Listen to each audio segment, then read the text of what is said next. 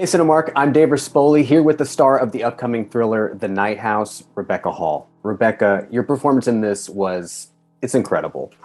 And your character Beth has so much on her plate, but I'm curious, what was it that first drew you to this character? I suppose I found her very intriguing. She was quite enigmatic. She was quite, I mean, she's going through a hugely seismic event in anybody's life, and um, but the timeline of the movie greets her at a very specific moment when I think she hasn't quite entirely got to the kind of grief where she's able to cry, and she's more in this sort of angry, volatile, messy, reckless sort of place, which makes her a very dangerous heroine of anything that might be scary, because she's unlikely to run away from it and she's more likely to run towards it. And I thought that was a very compelling place to start a movie from. She's also quite quirky, and she has this very dark sense of humor. She does, which added a lot of lightness to a lot of levity in these situations. Yeah. But I'm curious, was a lot of that on the page, or was that kind of Rebecca's choices as an actress? I mean, it was definitely there. I think I amplified it. I think I pushed it a little further because it was something that I really enjoyed about her. So I definitely was trying to eke that out as much as possible. I didn't think we had secrets. Everybody has secrets. It's our house. But backwards. What the hell was he doing?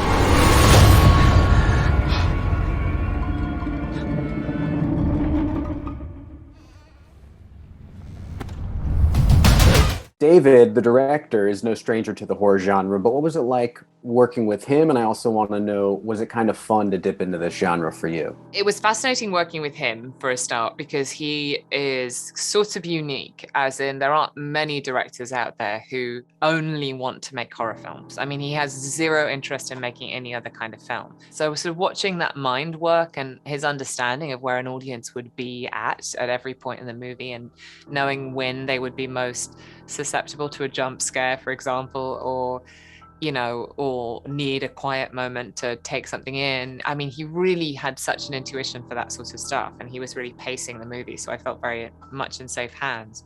In terms of our collaboration, within that precision that he had for the craft, he gave me pretty much like emotional freedom. Like, he was sort of, we had a discussion where we landed on this idea that Beth is a very impulsive and volatile sort of character.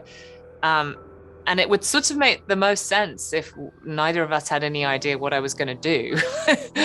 And I just responded as sort of instinctively and emotionally as I could. And that was really the approach. That's really what I ended up doing. I mean, within the bounds of saying my lines and knowing where they're not walking out of the shot. But, that was it. So my final question is, we're movie theater. Why should people experience The Night House on the big screen? That's because there's way more fun to scream in a room full of strangers than it is on your own on the couch. That's my answer. It just is. It's like, it's a roller coaster. Like, you should experience a roller coaster with a bunch of other people because the adrenaline rush is so much bigger. And also, sound is so huge in this movie, and to experience it in a surround sort of environment is heads and tails the best way to experience it. Absolutely. I think that's the perfect way to describe this film. It's a intense roller coaster ride.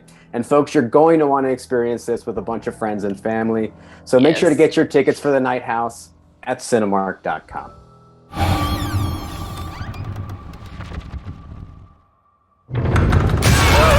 You're safe now.